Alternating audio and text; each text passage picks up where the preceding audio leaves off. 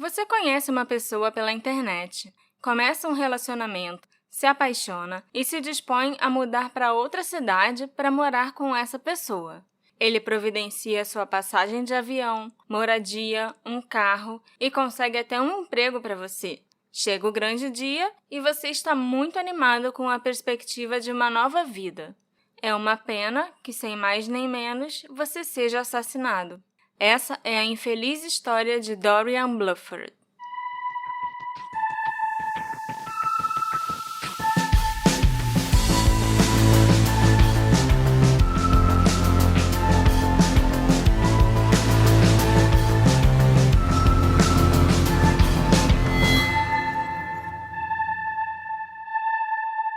Assistentes queridos, sejam bem-vindos a mais um episódio do Detetive do Sofá. Eu sou a Marcela Souza e hoje eu vou contar para vocês esse caso de 2017 que foi varrido para debaixo do tapete.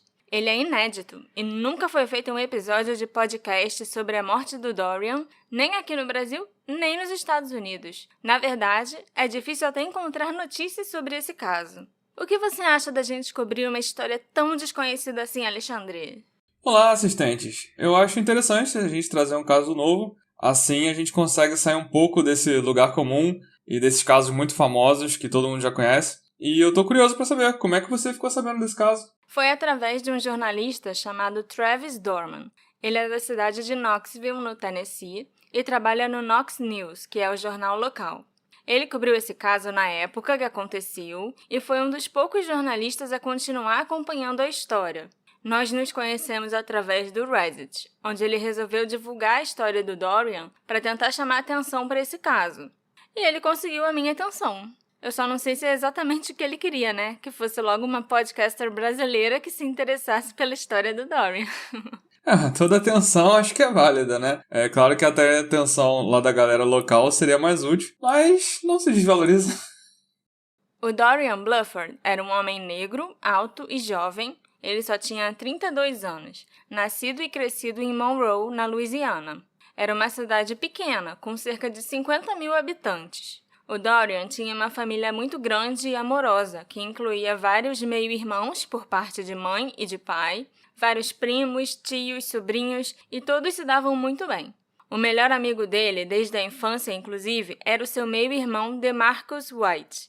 E embora eles vivessem em casas diferentes, os dois eram inseparáveis. O DeMarcus conta que até a época da adolescência, os dois estavam sempre juntos.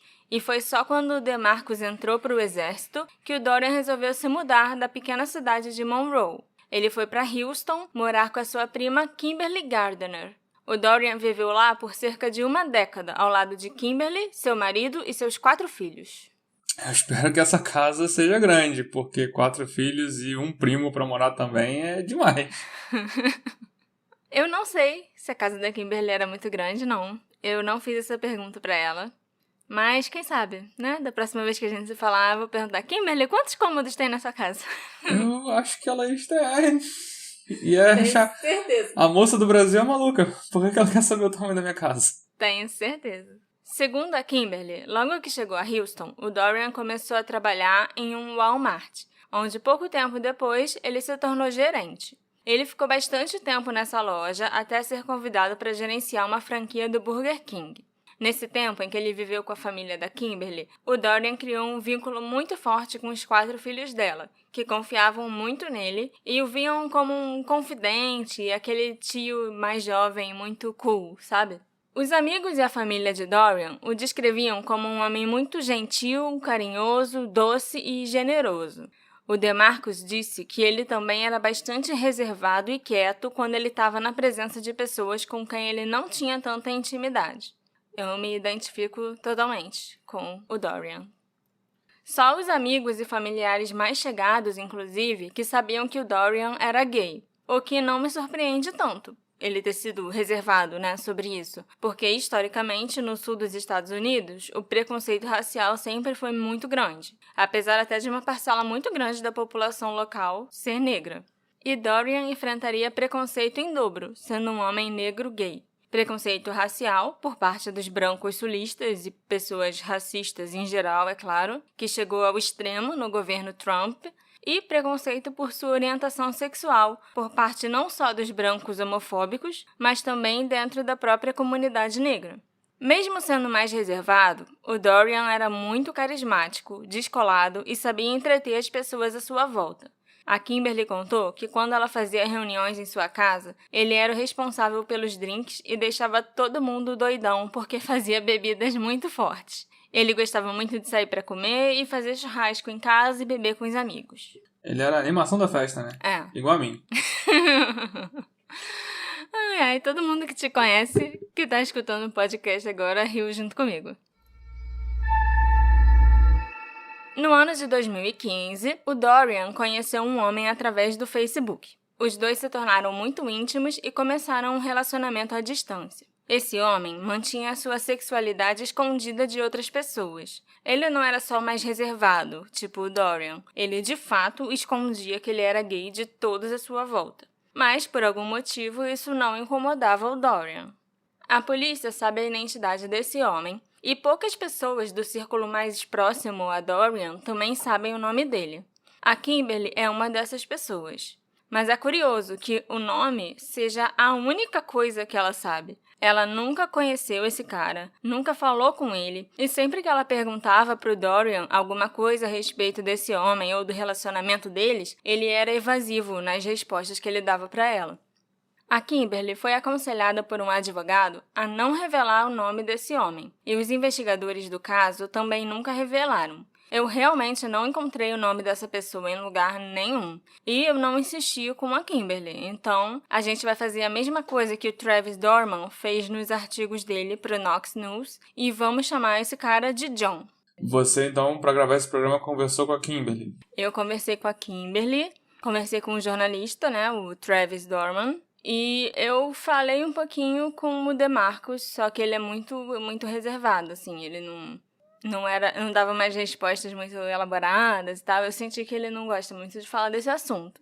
Mas eu conversei bastante com a Kimberly, sim, e com o Travis. Em 2016, o Dorian foi para Knoxville e ficou morando com o John por cerca de um mês. Durante os primeiros dias juntos, o Dorian falava para Kimberly que estava tudo ótimo, que ele estava muito feliz, porque além do namorado, o John era o melhor amigo dele. Mas alguma coisa aconteceu nas semanas seguintes que causou a separação do casal. E Dorian voltou para casa da Kimberly em Houston. Tá ficando esquisita a história. A Kimberly mesmo nunca soube o motivo da separação? Não, nunca soube. É aquilo, ela sabia o nome desse cara e olha lá, entendeu? Já era muito, pelo Já jeito. era muito. Ela chegou a perguntar pra ele, sim, a respeito desse cara, do relacionamento, o que aconteceu e tudo, mas ela nunca soube, o Dorian nunca falou pra ela. Aparentemente, os dois continuaram em contato depois de terminar o namoro. Mas o Dorian não tinha comentado com ninguém que eles ainda estavam se falando. Por isso que a Kimberly foi pega completamente de surpresa quando, no final de abril de 2017, o Dorian anunciou que ele ia se mudar de vez para Knoxville. Ele tinha acabado de ser promovido no emprego dele em Houston, ele gerenciava uma franquia do Burger King e ia passar a gerenciar 3 franquias. E, de repente, ele disse que tinha encontrado um emprego melhor em uma cidade a mais de 1.400 quilômetros de distância. É lógico que a Kimberly achou que essa história estava meio estranha e que o Dorian estava escondendo alguma coisa dela. E ele acabou confirmando que foi o John que encorajou ele a fazer essa mudança. O Dorian contou para Kimberly que ele já tinha uma promessa de emprego em Knoxville. Emprego esse arranjado pelo John, que também tinha prometido um carro para o Dorian e que comprou a passagem de avião para ele de Houston para Knoxville. O Dorian parecia muito animado com essa perspectiva de um novo começo junto com esse homem que ele chamava de melhor amigo. Esse John tá parecendo um sugar daddy, né? Mas a gente não sabe nem a idade dele, né? Mas vai que ele vem também pra era cá, novo. Vem pra cá que eu te prometo carro, que eu te prometo emprego. Sim, vem pra cá que eu vou te bancar, basicamente. Ao contrário do Dorian, a Kimberly, que sabia muito pouco sobre o John, tinha um mau pressentimento sobre essa mudança. Ela tinha tanto medo que alguma coisa ruim pudesse acontecer com ele, que em uma noite ela chegou a ter pesadelos em que o Dorian pedia por ajuda e acordou gritando no meio da noite. A Kimberly tentou convencer o Dorian a ficar em Houston ou a pelo menos esperar mais um pouco para pensar melhor sobre essa mudança, mas ele foi inflexível. Todos os dias ele dizia para Kimberly que ela devia se acostumar com essa ideia, que sabia que ela estava chateada, mas ele iria embora mesmo assim. Então a gente sabe que a Kimberly realmente fez de tudo para ele ficar. Rolou uma premonição, né? Aquela coisa. Pois é. Segundo a Kimberly, o Dorian estava tão empolgado que ele arrumou as roupas e a mudança dele e deixou tudo ajeitado de um lado da cama 2 semanas antes de ir embora. Eu sou o tipo de pessoa que arruma as coisas para viajar no dia anterior, mas o Dorian estava realmente muito, muito ansioso por essa mudança. Geralmente eu deixo para 2 horas antes e esqueço meio cueca. E escova de dente. O Dorian planejava encontrar o John assim que ele chegasse em Knoxville, no dia 30 de maio de 2017. E, como eles dois faziam aniversário juntos, no dia 31 de maio, eles iam viajar para Nova York no dia seguinte, para passar um fim de semana comemorando juntos na Big Apple. O que realmente parece um plano maravilhoso. Eu super topo passar o seu aniversário ou o meu em Nova York, amor. O dólar tá R$5, amor. Poxa, eu sei. Mas não custa sonhar. A gente sonhar, a gente não precisa pagar nada. Se você tá ouvindo esse programa no futuro e o dólar tá mais baixo, pergunta pra gente se a gente viajou. A Kimberly sabia que já não adiantava mais se opor, porque o Dorian já estava decidido. Então, quando o dia 30 chegou, eles se despediram e a filha da Kimberly, a Ariana, levou o Dorian para o aeroporto, de onde ele partiu para sua nova vida em Knoxville. Sim, é hora de seguir em frente. É hora de mudança e de algo diferente. Foi exatamente isso que o Dorian escreveu no Facebook dele, um dia antes de deixar Houston. E é bastante curioso que ele tenha escolhido relatar a sua jornada para Knoxville e a sua mudança, já que ele não costumava publicar nada além de fotos de si mesmo nas redes sociais. Será que ele também estava tendo um tipo de premonição? Pressentindo que alguma coisa podia acontecer, aí ele foi postando no Facebook, né, cada passo da jornada para saber onde ele estava? Eu acho que muito provavelmente ele reparou que estava largando todos os conhecidos para trás. E pela internet, pelo Facebook, ia ser o único jeito de acompanhar, de que as outras pessoas acompanhassem a vida dele. Então talvez ele simplesmente tenha tomado uma decisão de ser mais ativo nas redes sociais. Faz sentido. Ele pode estar realmente tentando deixar um rastro aí. No futuro eu faria o mesmo. Dorian deixou um rastro digital de alguns de seus últimos momentos vivo. Ele fez check-in no aeroporto intercontinental George Bush, em Houston, de onde ele voou para o aeroporto McGhee Tyson, de Knoxville, onde ele chegou por volta das 4h20 da tarde.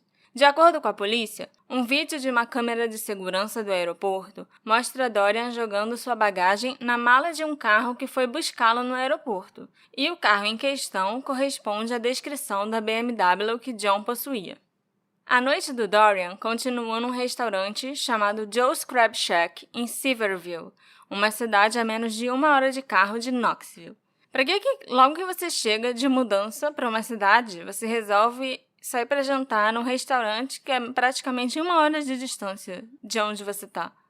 Para mim isso já é meio estranho, porque você tá viajando, mudando para outro lugar e ainda vai fazer uma mini viagem só para comer. Assim, a gente tá partindo do pressuposto que ele viajou pra ter um novo trabalho, pra ter uma nova vida, mas às vezes ele nem viajou pra ter um novo trabalho, ele viajou pra viver um romance, e isso aí fazia parte, já chegou, tomou umas boas-vindas, vamos jantar fora e comemorar que você chegou, mas é aquilo, né, acho que ninguém mais tem contato com ele, então não tem como saber qual foi o motivo desse jantar, né? Não, e vai que é uma coisa super normal de se fazer, né, a pessoa resolver...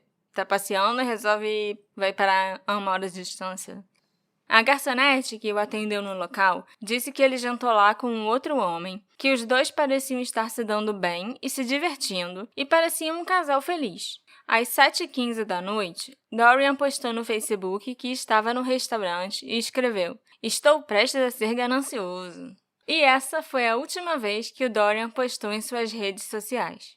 Cerca de 2h30 depois, uma mulher e seu marido estavam em casa, na região norte da cidade de Knoxville, quando ouviram gritos vindos da direção de uma trilha de caminhada do outro lado da rua. Essa trilha é toda arborizada, tem cerca de 3 quilômetros de extensão e passa por 2 parques da cidade. O casal não conseguia ver pela janela quem era a pessoa que estava gritando, porque as árvores tampavam a visão. mas os gritos eram altos e claros. A pessoa dizia: "Ele está me apunhalando! Ele está me apunhalando!" A mulher ligou para a emergência às 9h48 da noite e retransmitiu calmamente o que ela estava ouvindo. Ela também deu seu endereço para a atendente e disse que os gritos vinham da trilha, chamada First Creek Greenway.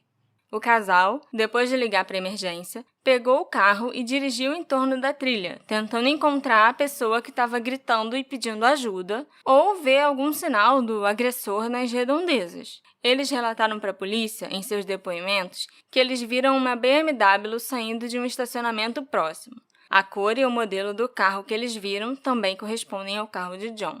Eu gostei desse casal. Eles foram proativos, ouviram os gritos, ligaram pra polícia e saíram correndo atrás do assassino, Sim, da vítima. de alguma coisa, né? Pra tentar ajudar, tentar encontrar uma pista, sei lá. E era algo que talvez realmente pudesse ter feito a diferença se eles se encontrassem. Sim, acho que talvez até eles terem visto essa BMW por perto faça diferença no futuro, a gente não sabe. Os policiais e bombeiros que responderam ao chamado do casal começaram as buscas logo em frente à casa deles. E, a princípio, não encontraram nada. Depois de mais ou menos meia hora, um bombeiro finalmente descobriu o corpo de um homem negro caído em meio a algumas árvores, fora da trilha propriamente dita. Um dia antes de seu 33º aniversário, a vida de Dorian Blufford terminou em First Creek Greenway. O pesadelo de Kimberly infelizmente virou realidade. Alguém esfaqueou Dorian e o deixou para morrer numa pequena trilha de caminhada em Knoxville. Menos de 6 horas depois de chegar em sua nova cidade, Dorian foi assassinado. Ele já estava morto quando ele foi encontrado por esse bombeiro. A autópsia revelou que o Dorian foi esfaqueado 37 vezes. Nossa! Nas costas, no pescoço, no peito e nos 2 braços. E isso claramente sugere que foi um crime passional e extremamente violento. Sugere também que o culpado era alguém que conhecia a vítima. Os exames toxicológicos revelaram posteriormente que não havia drogas ou álcool no organismo de Dorian. Realmente, quando um crime é tão violento assim, costuma ser por motivos pessoais, por ódio, por vingança, e deve ser fácil encontrar quem fez isso, né? A gente esperaria que sim, né? Mike Washan, que foi o investigador inicial do caso, afirmou que na cena do crime não tinha muito com o que trabalhar. Não havia nenhuma testemunha, além do casal que escutou os gritos. Ninguém viu nada, a arma do crime não foi encontrada. Outras coisas que também nunca foram encontradas são as malas e o celular de Dorian. A carteira dele, com os documentos e o dinheiro que ele tinha, continuaram no seu bolso, intocados. Com isso, a gente tem a confirmação que não foi só uma tentativa de assalto, né? Alguma coisa desse tipo. Se ele fosse assaltado, o mínimo que eu espero é que o ladrão levasse o dinheiro dele. A quantidade de sangue presente na cena do crime não deixou dúvidas de que o ataque aconteceu ali mesmo. Os policiais imaginam que Dorian, depois de ser apunhalado várias vezes nas costas, se virou e tentou em vão se defender, por isso as feridas nos braços. Geralmente, feridas nos braços indicam uma tentativa de defesa, né? E ele tem nas costas e tem no... Pois é, a pessoa ainda foi covarde que começou pelas costas. O Mike acha que o Dorian tentou escapar, mas acabou caindo e os ataques continuaram. Foi através da carteira de motorista que o Dorian foi identificado. A polícia checou que ele era nascido no estado da Louisiana e que havia acabado de chegar no Tennessee, porque o papel da retirada das bagagens ainda estava no bolso dele. Em sua primeira declaração para a imprensa, no dia seguinte que o corpo foi encontrado, o investigador Mike disse que tudo o que eles sabiam naquele primeiro momento é que eles tinham encontrado o corpo de um homem de fora da cidade que foi morto logo que chegou. Ele também disse que eles ainda não sabiam nada sobre aquele indivíduo e estavam tentando descobrir se alguém tinha visto alguma coisa, pedindo ajuda da população para ver se alguém tinha visto esse homem com alguma outra pessoa ou tinha ouvido falar de algum assassinato assim naquela região norte, de Knoxville, onde essa trilha ficava. O Mike e a equipe dele conseguiram encontrar registros do último endereço de Dorian, em Houston, e entraram em contato com a Kimberly para perguntar qual era a relação dela com ele e informar o que tinha ocorrido. Foi então que a polícia ficou sabendo a respeito do John e que Dorian tinha se mudado para morar com ele. O Mike estranhou que, mesmo com vários apelos por parte da polícia na mídia, pedindo ajuda para encontrarem alguma testemunha do crime e falando sobre o que aconteceu, o John nunca procurou a polícia. Nem para dizer que ele conhecia aquele homem ou que ele pegou o Dorian no aeroporto dia 30. Esse cara, o John, eu não acho que ele merecia ter a identidade preservada, não. Eu concordo plenamente com você. Para começar, eu acho que ninguém devia ter identidade preservada, a não ser que você tenha realmente muitas dúvidas se a pessoa cometeu algum crime. Mas nesse caso, assim, a gente tá vendo que o John é uma pessoa bem estranha e que ele tá se esquivando, assim, bastante da história. Ninguém sabia o nome dele, ninguém sabia nada dele. Então, assim, realmente não acho que tem por que você preservar a identidade desse cara, não. Os investigadores entraram em contato com o John e o chamaram para conversar na delegacia e prestar os devidos esclarecimentos. Mas ele contratou um advogado e não apareceu para dar depoimento. Depois do primeiro contato, o John passou a se manifestar somente através do advogado. Então a polícia chegou fácil no John, né? Sim, porque a Kimberly falou o nome dele para a polícia. Tipo, nome e sobrenome. E eu acho que ela até tentou passar o link do perfil dele do Facebook pro Mike, pro policial, mas nisso o John já tinha deletado o perfil dele no Facebook. Eita! Aí então a única coisa que ela realmente conseguia se lembrar a respeito dele e que ela sabia era o nome. O Mike, então, conseguiu um mandado de busca para investigar o BMW do John. A polícia encontrou o cartão do seguro de saúde do Dorian no porta-malas do carro. E, de acordo com uma cópia do mandado, foi recolhido um grande número de itens para realizar testes e verificar se havia DNA de Dorian em algum desses itens. E qual foi o resultado desses testes todos? Olha, eu presumo que tenha dado negativo, que eles não tenham encontrado o DNA do Dorian em lugar nenhum. Porque senão eu acho que a gente já teria avançado um pouco mais nesse caso do que até o momento, entendeu? O Mike também obteve os registros telefônicos que mostram que John deixou a cidade 2 dias depois do assassinato. Ele se hospedou em um motel em uma outra cidade com um outro homem. O motel não tem registro do nome desse outro cara e, infelizmente, já tinha passado tempo suficiente para que as câmeras de segurança do motel deletassem as imagens do dia da hospedagem e gravassem outras imagens no lugar. Então essa pista, infelizmente, não deu em nada. A polícia afirmou que eles imaginam que John queria fugir com esse amante ou namorado, pelo menos naqueles primeiros momentos que sucederam o assassinato.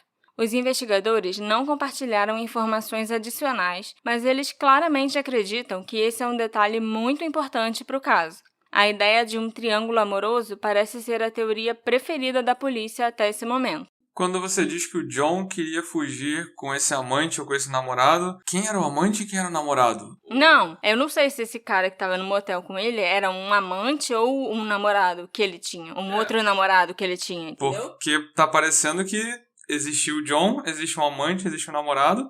O Dorian pode ser um desses.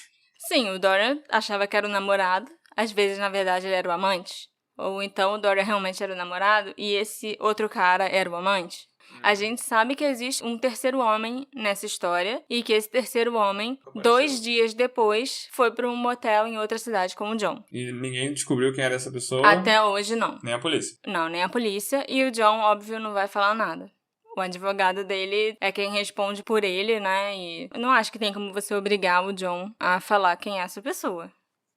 Os investigadores e membros da família suspeitam que o John não foi a única pessoa envolvida na morte do Dorian. E eu entendo o porquê dessa suspeita. Eu falei com o Mike por intermédio do Travis e eles me explicaram que o fato do Dorian ter gritado "Ele está me apunhalando" é algo que chamou a atenção do Mike desde o início. Parece que ele está falando para outra pessoa que está ali com ele enquanto ele está morrendo que um terceiro indivíduo está apunhalando ele, sabe? Tipo, eu, você e alguém aparece e resolve me esfaquear. E aí eu começo a gritar pra você: ele tá me apunhalando, ele tá me apunhalando. Se for só você e o apunhalador, eu acho que você vai gritar: socorro, sai daqui, tá maluco? Tão me esfaqueando, ajuda. E realmente pode parecer que ele tava falando pra uma outra pessoa que alguém estava apunhalando, pra tentar chamar a atenção, né? Pois é. Mas, infelizmente, a gente só pode mesmo especular, porque a polícia não sabe quem pode ser essa terceira pessoa. Será que é o homem do motel? E quem seria esse homem? Será que o Dorian também conhecia esse cara? O Dorian e o John se conheceram, se conectaram e mantiveram um relacionamento através de redes sociais, mas ambos sempre mantiveram partes das suas vidas em segredo. E se for parar pra pensar, o assassinato segue esse mesmo padrão, né? Aconteceu num lugar isolado, depois de escurecer, sem ninguém por perto, ninguém viu. É irônico isso, né? Que o relacionamento e o assassinato aconteceram mais ou menos da mesma forma, bem escondido. O Mike também explicou que apresentar uma acusação de assassinato com base em evidências frágeis, como as que eles possuem nesse caso, é muito arriscado. Porque se eles decidissem denunciar o John e ele fosse a julgamento e fosse absolvido, ele não poderia ser julgado novamente pelo mesmo crime. Quem já viu aquele filme da Ashley Judd e do Tommy Lee Jones, Risco Duplo, sabe exatamente do que eu tô falando. Aquele filme é muito bom. Muito bom, é Double Jeopardy. E esse caso, eu acho, seria muito fácil para um advogado de defesa, porque são provas só circunstanciais que nem são muito boas, assim, são coisas bem fáceis até de você refutar. Então, o que a princípio parecia um caso fácil, que seria aberto e encerrado num piscar de olhos, já se estendeu por mais de 3 anos sem uma única prisão ter sido feita até o momento. Em 14 de setembro de 2020, o Mike Washan entregou o arquivo do caso para um investigador mais jovem, Andrew Markham. Os dois até revisaram o arquivo juntos antes do Andrew se tornar oficialmente responsável pela investigação do assassinato do Dorian, mas eles chegaram a um beco sem saída. O Andrew afirmou, numa entrevista para o Knox News, que espera que alguém apresente as informações necessárias para desvendar o caso. Ele ainda acrescentou que as pessoas geralmente têm dificuldade em guardar segredos, ainda mais um segredo desse porte, e talvez alguém esteja se sentindo culpado, porque sabe de alguma coisa a respeito da morte do Dorian, que era um cara inocente e gente boa que foi brutalmente assassinado. Ele também fala que ninguém vai querer ter esse tipo de peso na consciência mesmo. Mas a investigação acho que chegou naquele ponto que eles simplesmente não sabem mais o que fazer e vão sentar em cima do caso e esperar a população aparecer com alguma coisa. Sim, esperar uma dica cair do céu. Aí ele manda esse papinho aí de alguém tá com dor na consciência pra aparecer, pra dar informação. E a essa altura acho que não, né? O que eu queria muito entender nesse caso é como que o Dorian foi parar naquela trilha. E por que ele estava lá? Essa trilha não é um ponto turístico da cidade e ela fica longe do restaurante onde ele foi visto por último e também é longe da casa do John.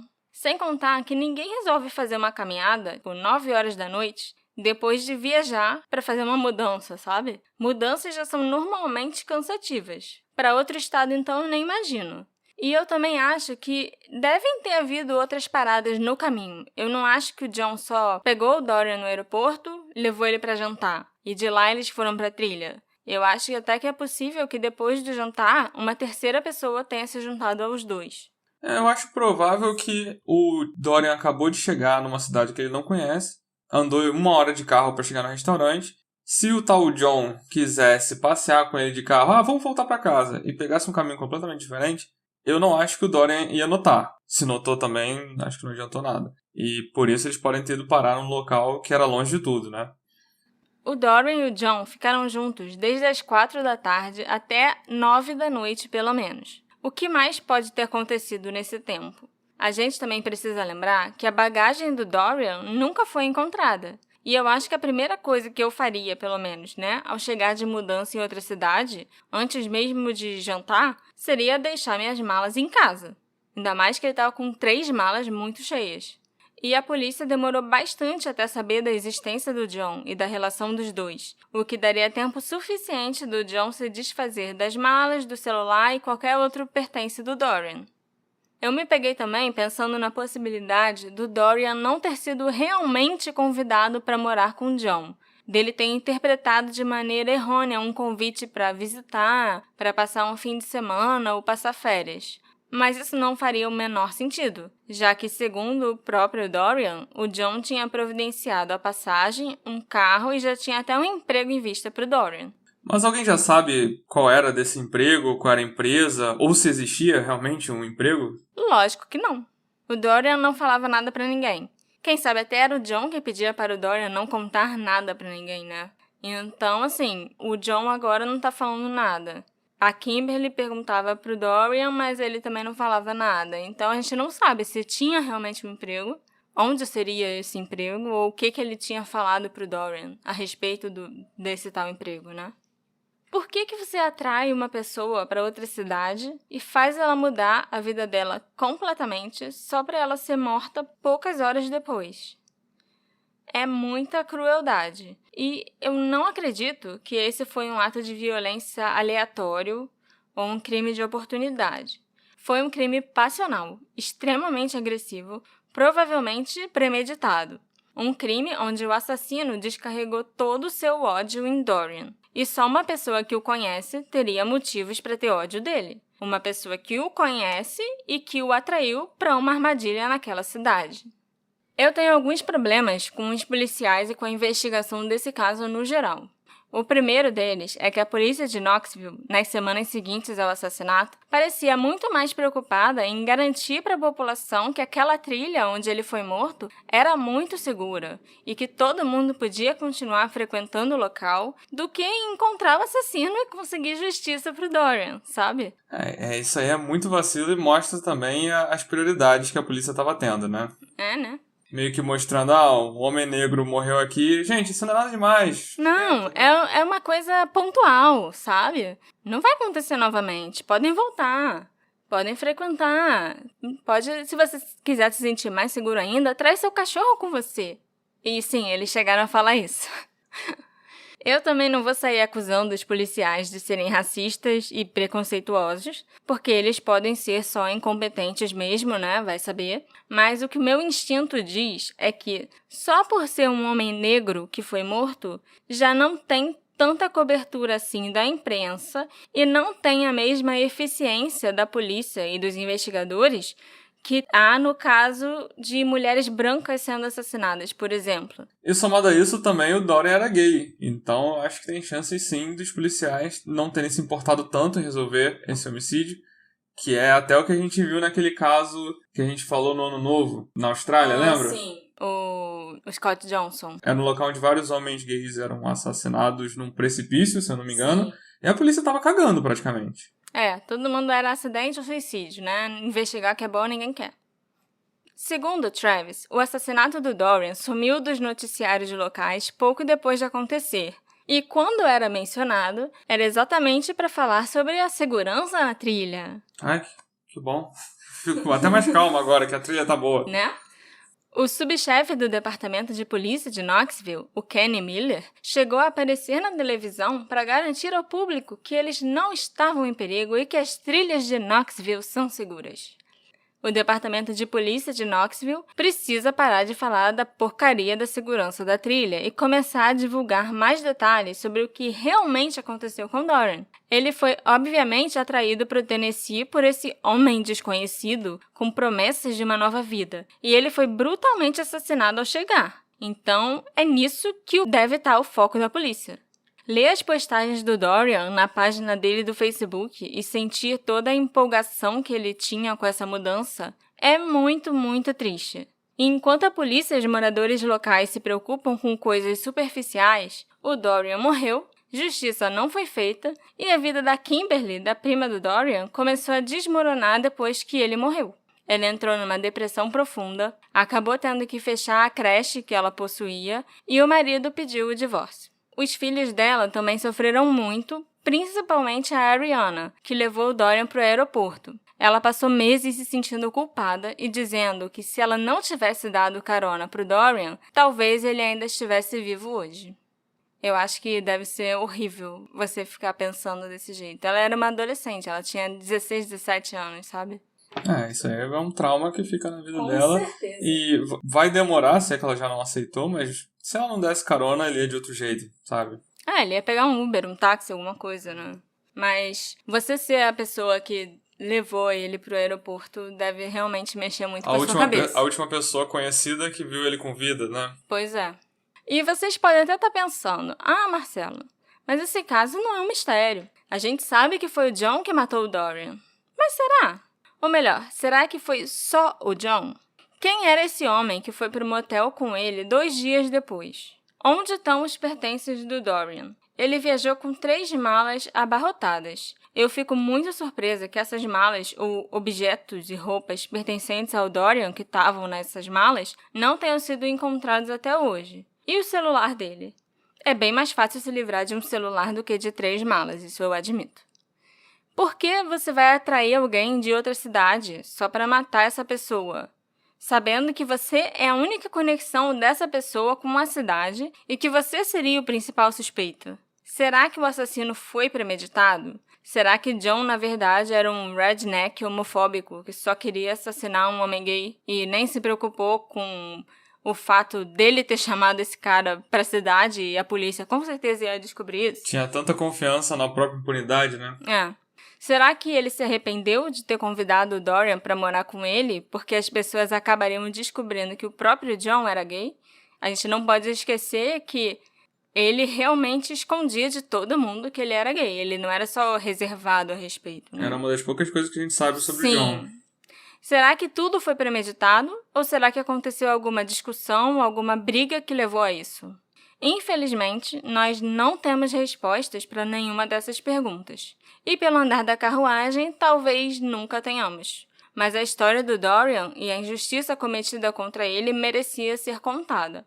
E eu sinceramente espero que um dia a justiça seja feita e que os policiais investiguem os assassinatos de pessoas negras ao invés de, muitas vezes, cometê-los. E que os gays, lésbicas, trans e toda essa comunidade enorme também possam andar pela rua sem medo de sofrer agressões verbais e físicas. O que vocês acham que aconteceu com o Dorian? Acham que ele foi atraído para uma armadilha premeditada?